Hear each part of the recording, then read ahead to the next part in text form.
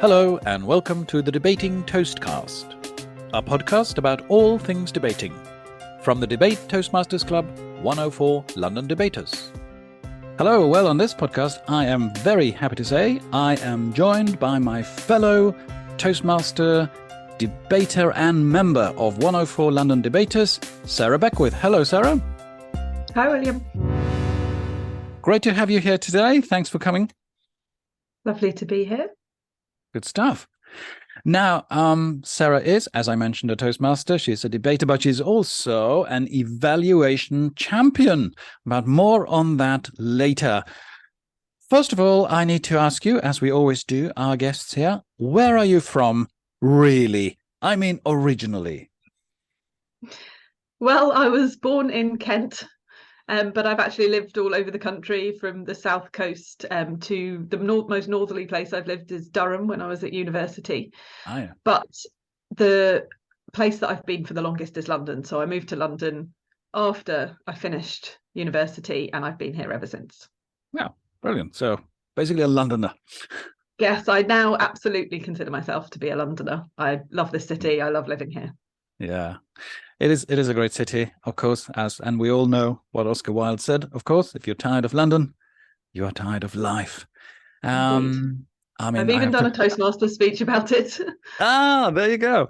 Yes, well, I have to admit I live in Colchester, but my excuse is that Colchester is Britain's oldest recorded town, so it was a capital even before London, so that's my excuse. It is, and it's not too far away, actually.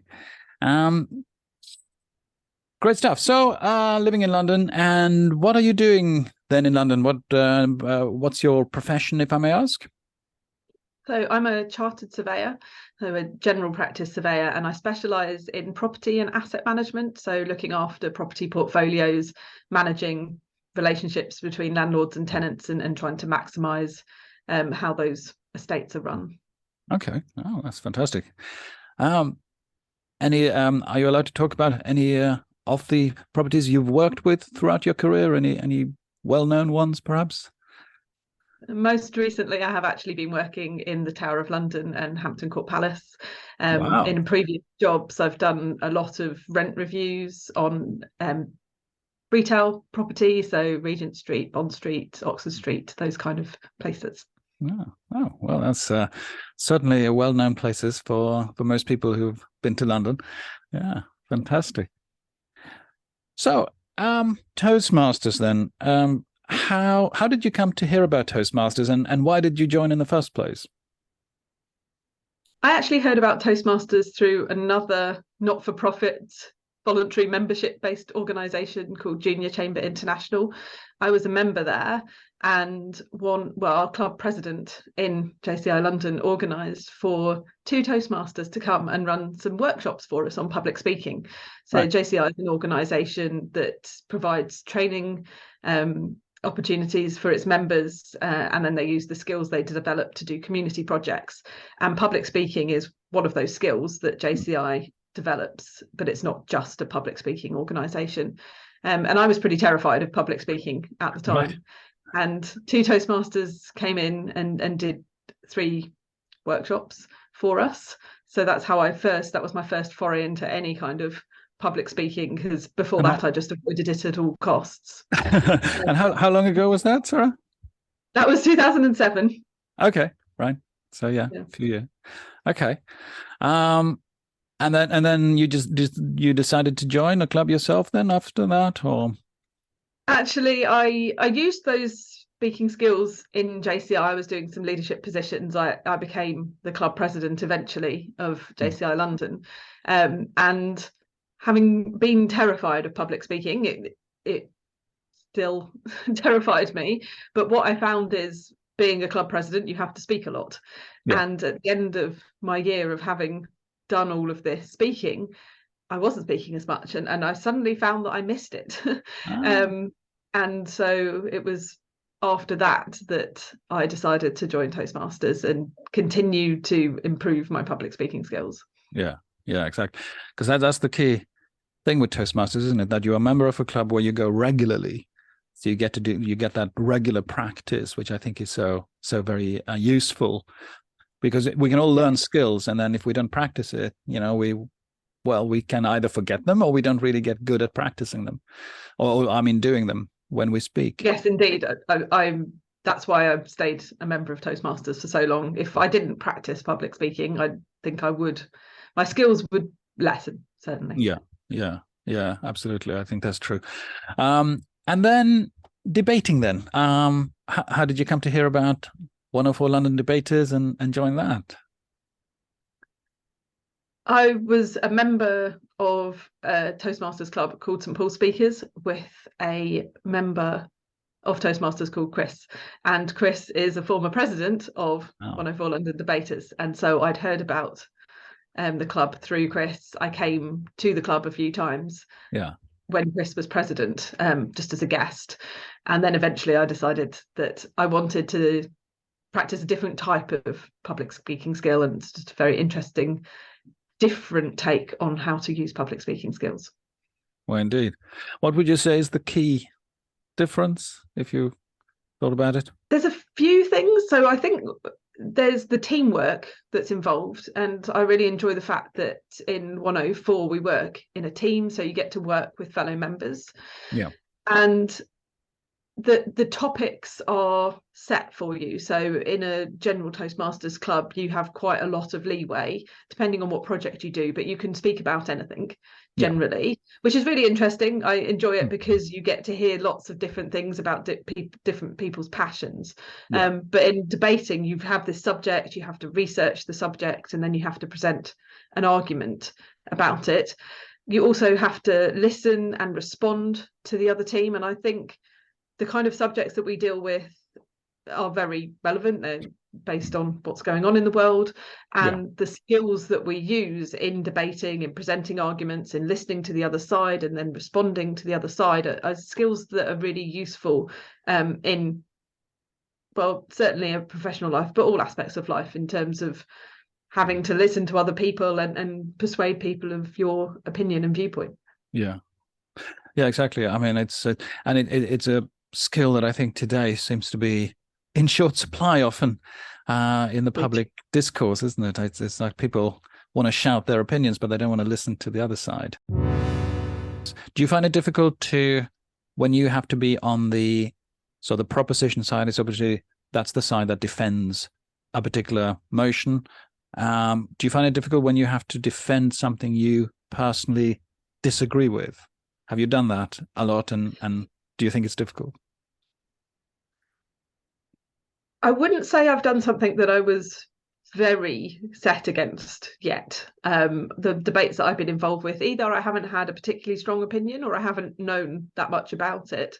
One of the first ones I did was about Napoleon, and I didn't really know anything about him at all. So I quite like the fact that I got to research a new topic, and I also think that when you're researching a debate, you have to research both sides. So the important thing is that you consider both sides of the argument. You research both sides of the argument so you understand both sides, and then you're presenting one side, but the audience gets to hear both. So exactly, it's definitely a skill to be able to present an argument that you don't necessarily agree with, but it's a good skill to have.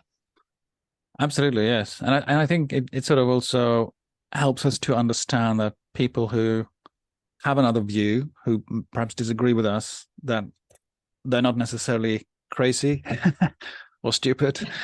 They just perhaps have some different values that they prioritize more, and that's another thing I think is important on a personal level, but also on a societal level, actually, that we can get on with one another because we understand that, okay, they disagree, but hey, they're still okay.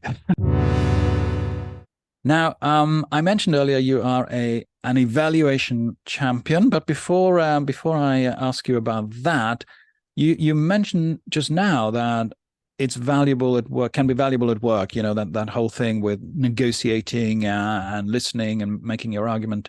Have you found generally that Toastmasters have been beneficial for your work? Can you sort of talk a little bit about that, perhaps, or? Yeah, absolutely. I used to be a person who wouldn't even speak up in a meeting. Right. And having public speaking skills really makes a difference to that. I'm now a person who can chair a meeting, so control the meeting, to put forward my own opinions in the meeting, to encourage other people to put forward their opinions. So I think from that perspective, it's definitely very helpful.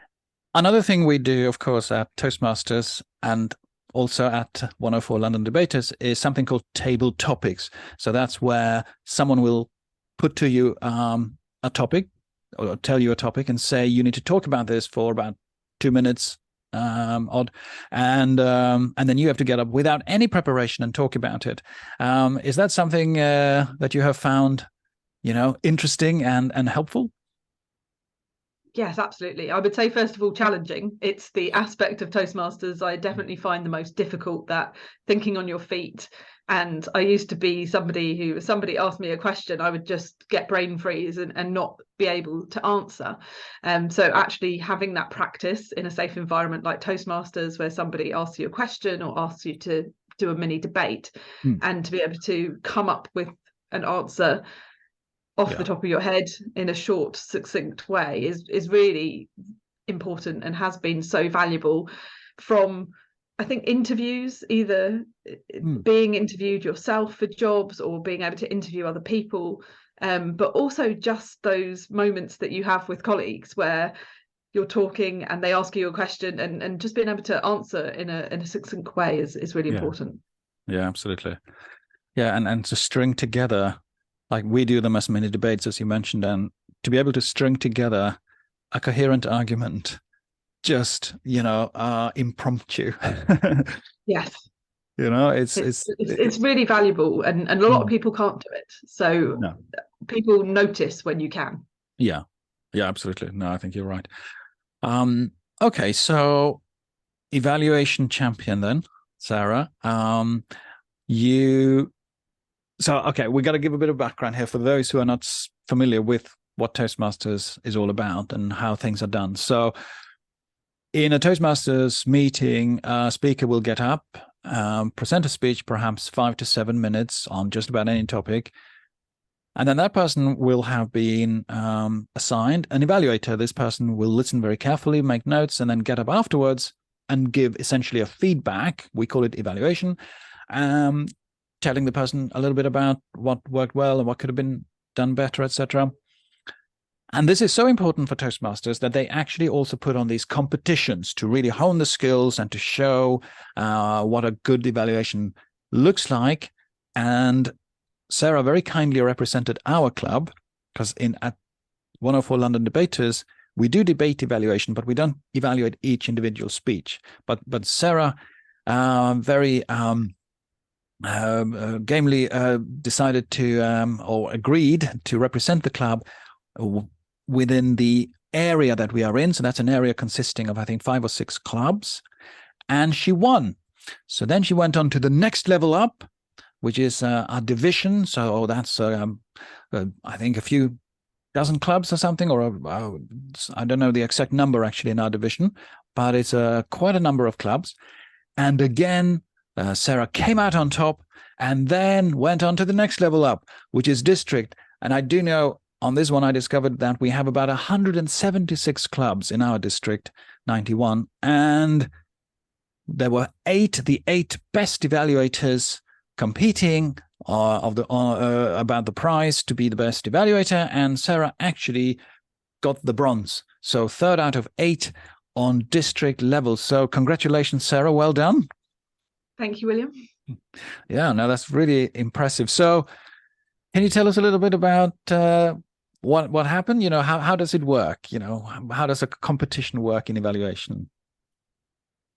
What happens is that you have a test mystery speaker. So a Toastmasters member comes in and presents a 5 to 7 minutes speech. None of the evaluators know who it is or who's going to give that speech or what the speech is going to be about. And all of the evaluators in the competition listen to that speech. They then have 5 minutes to prepare their evaluation, and then they're all out of the room. And one at a time, the evaluators come in and they deliver their evaluation of that Toastmaster speech that they've just heard. So you cannot hear the people who've come before you. Right. Okay. So you don't get to hear, like, the guy before mentioned that, so I'm gonna say something else or something, anything. That's Yeah. impossible, right? So it, yeah, you just have to do your own evaluation. Okay. Wow. Well, that's really impressive, and of course that's also a very important skill, isn't it, to be able to listen closely and then give constructive feedback. I mean, Toastmasters have been doing this now for almost 100 years, quite frankly, but I believe peer review has become very much the vogue in in HR circles. So that's a place where Toastmasters blazed a trail, I think. Okay, so So for me, I think evaluation and feedback is really important. It's how we learn. It's how we get better. Anyone can stand up and give a speech, and you might get better via just doing it a lot. Yeah. But the way that you really improve is to get that feedback, and that's why we do it in Toastmasters. What I like about evaluation is that you talk about the strengths of the person and as a speaker and the speech, and you talk about recommendations as to how they could improve and take the speech to the next level. And I think it's really important to know what you're good at.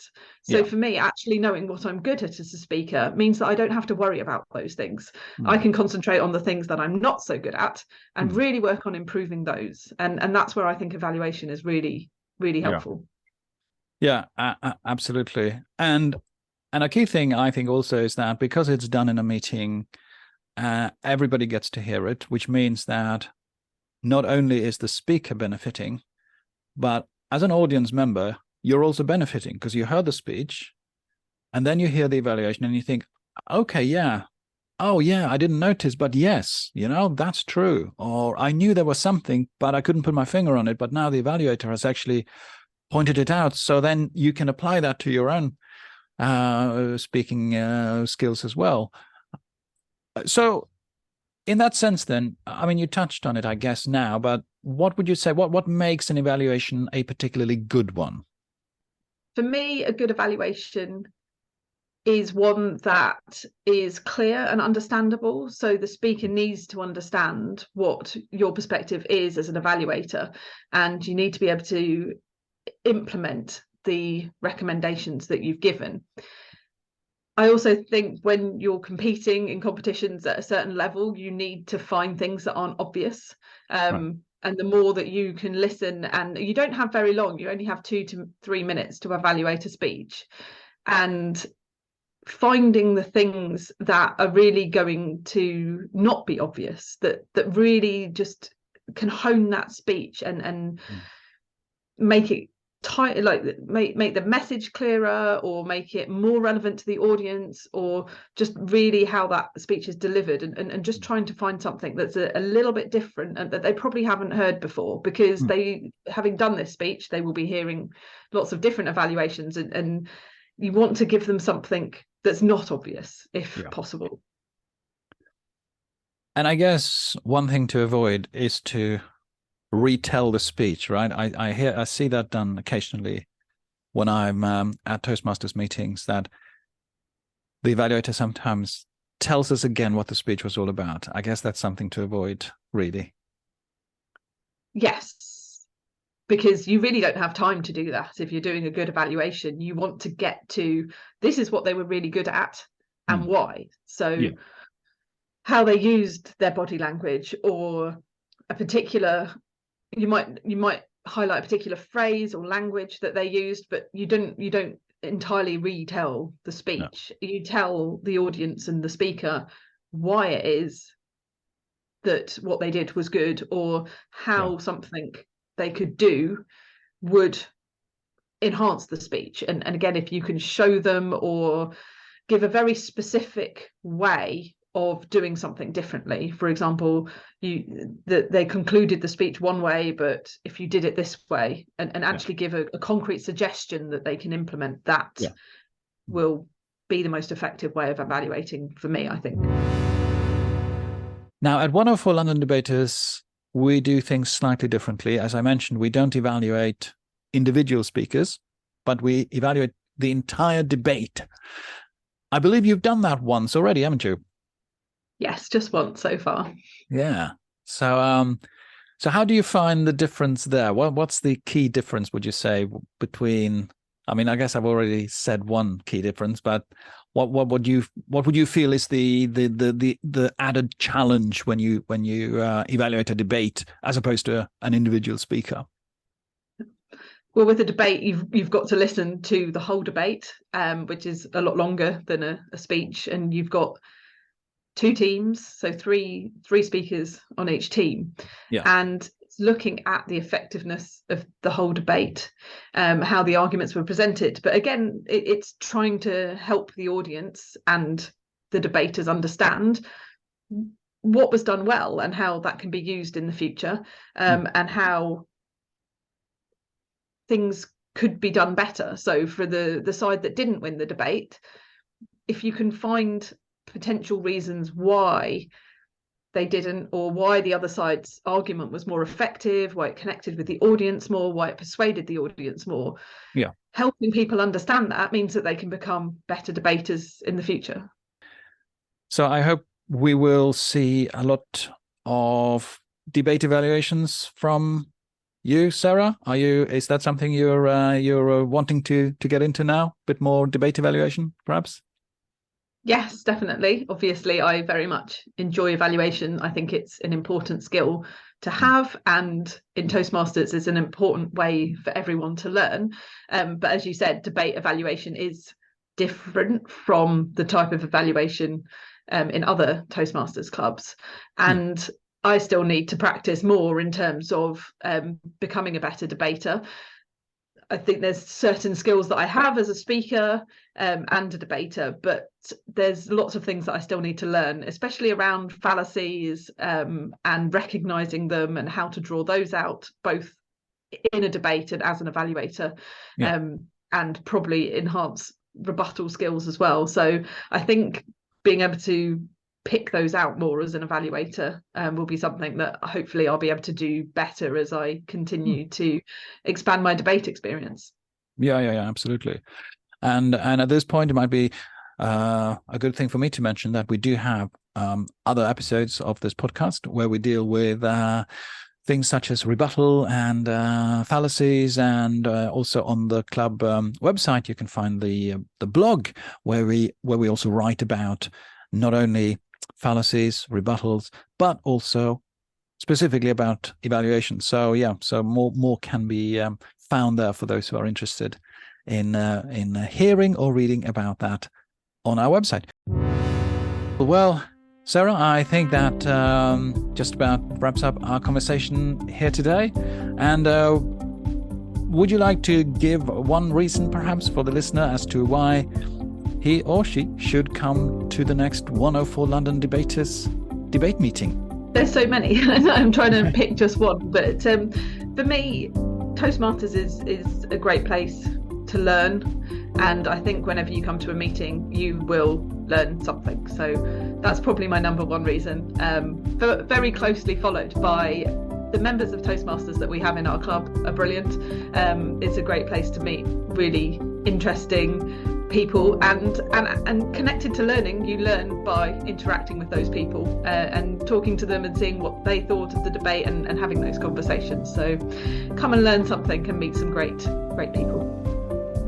I think that's a wonderful message to finish on. So thank you very much for coming and having this conversation with me, Sarah, and good luck with the debate evaluations. Thanks, William. It was lovely to speak to you today. You've been listening to the Debating Toastcast.